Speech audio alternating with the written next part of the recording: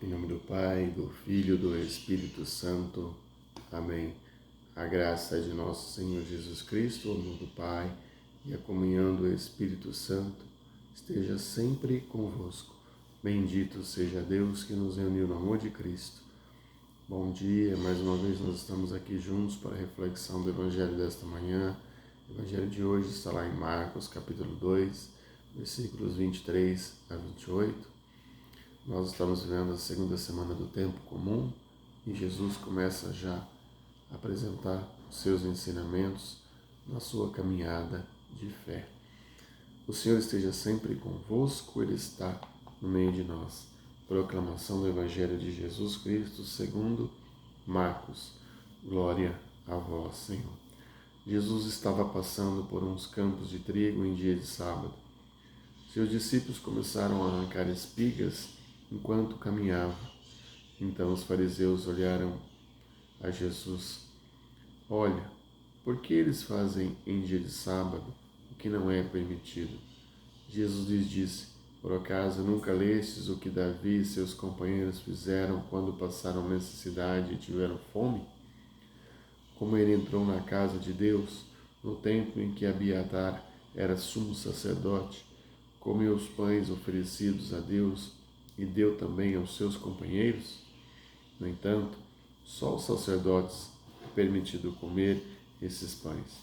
E acrescentou, o sábado é feito para o homem, e não o homem para o sábado. Portanto, o Filho do Homem é o Senhor também do sábado. Palavra da salvação. Glória a vós, Senhor.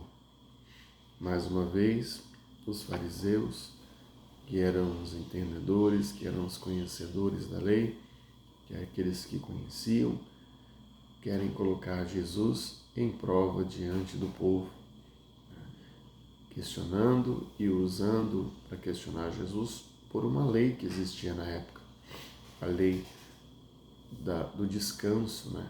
Um dia de sábado não era permitido ao povo judeu fazer nada a não ser colocar as suas orações em dia. Eles não podiam caminhar certa distância, eles não podiam trabalhar, eles não podiam colher, eles não podiam ir fazer nenhuma atividade de trabalho que remunerasse alguma coisa ou que gerasse algum rendimento. Eles tinham que descansar no dia do sábado. E Jesus chega com os seus discípulos naquele local e os seus discípulos estavam com fome. E ao verem aquela plantação de milho, eles começam a colher algumas espigas, arrancar algumas espigas para saciar a fome. E os judeus e fariseus, principalmente os fariseus, ao ver aquela atitude dos que caminhavam com Jesus, questionam, ei, eles não sabem que eles não podem fazer isso no dia de sábado? Mas a lei deixava claro que eles não poderiam fazer colheitas no dia de sábado.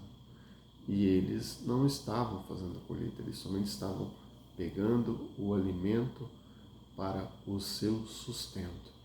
Mas Jesus, como era um íngreme conhecedor da lei, como era um pleno conhecedor, faz a eles uma comparação.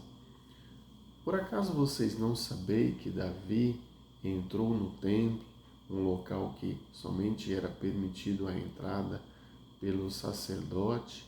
Além de ele entrar no templo, ele comeu pão, também só era permitido ser comido pelo sacerdote, e ainda mais pegou esse pão e distribuiu aos seus companheiros. Por que os meus discípulos não podem colher a espiga de um campo? Se Davi, que era menor do que eu, que sou Jesus, fez isso, por que eu, com os meus companheiros, não podemos fazer isso? Só que os fariseus não enxergavam Jesus como o verdadeiro Messias. Eles não viam que Jesus era o Messias.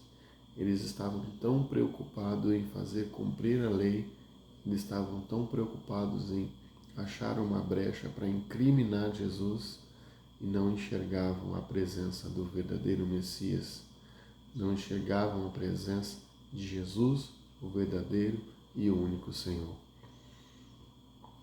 O Evangelho de hoje quer chamar a nossa atenção para isso. Será que nós estamos vendo e enxergando Jesus como o verdadeiro Messias? Será que a gente está colocando isso que Jesus deixa bem frisado na última palavra, que o Filho do Homem é o Senhor também do sábado?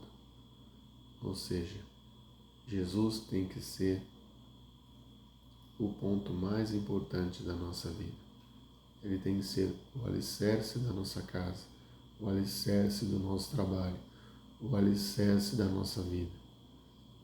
Porque a partir do momento que a gente colocar Ele como o alicerce, as outras coisas começam a acontecer. Porque o Filho do Homem é o Senhor da sua vida. Louvado seja nosso Senhor Jesus Cristo, para sempre seja louvado. Nós estivemos unidos e reunidos em honra de um Deus que é Pai, Filho e Espírito Santo. Amém.